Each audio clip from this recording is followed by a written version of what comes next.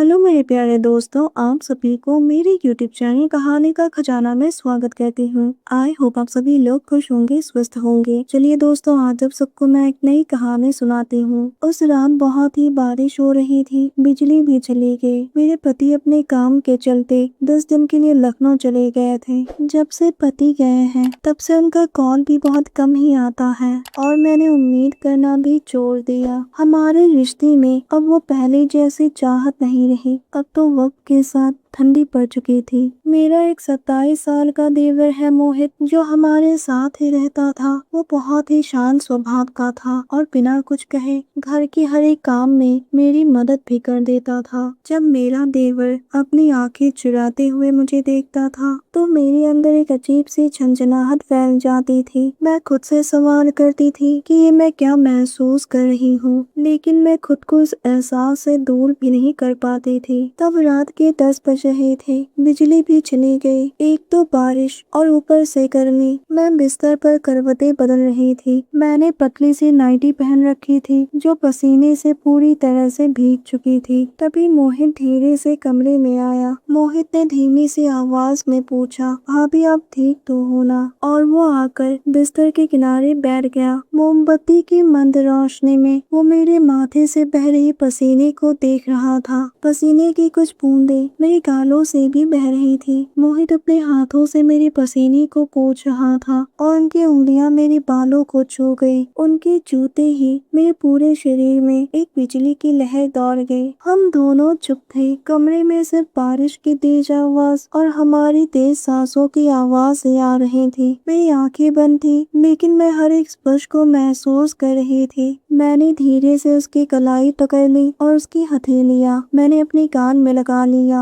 हथेलियों की गर्माहट को मैं महसूस कर रही थी। मोहित मेरी और करीब आ गया। उसकी उंगलियां अब मेरी गर्दन को छू रही थी। दोस्तों, चैनल पर पहली बार आए हैं तो इस वीडियो को लाइक, शेयर और सब्सक्राइब करें और एक प्यारा सा कमेंट जरूर कर दें। वो मुझे ही देख ही जा रहा था। उसकी भावनाओं को मैं समझ पा रही थी। सांसें रुक सी गई और उसने धीरे से मेरे माथे को चूमा। उसके होंठ बहुत ही गर्म थे। मेरी भी सांसें बदलने लगी थी। सांसें तेज हो गई और दिल जोर जोर से धड़कने लगी। मैं अपने आप में बदलाव महसूस कर रही थी। हमारे होंठ आपस में एक दूसरे को छूने लगे। हम दोनों संकोच भी कर रहे थे, लेकिन कुछ ही पलों में चुंबन जुनूनी हो गया। उसकी गर्म सांसें मेरी गर्म सांसों से घुल गई। मैंने पीछे हटने की कोशिश की। मेरा शरीर कांप रहा था। मैंने कहा, मोहित ये गलत है। मैं किसी और की पत्नी हूँ, तुम्हारी भाभी हूँ। मेरी आवाज हल्की दबी हुई थी क्योंकि मोहित ने फिर से मेरे लबों को छू लिया। उसने मेरी गले से लेकर गर्दन को चूम लिया। धीरे धीरे उसके होंठ गर्दन से फिसलती हुई नीचे उतरने लगा। मैंने उसका हाथ पकड़ लिया और कहा, मोहित प्लीज रुक जाओ, हम ऐसा नहीं कर सकते हैं। लेकिन मेरी पकड़ बहुत ही कमजोर थी।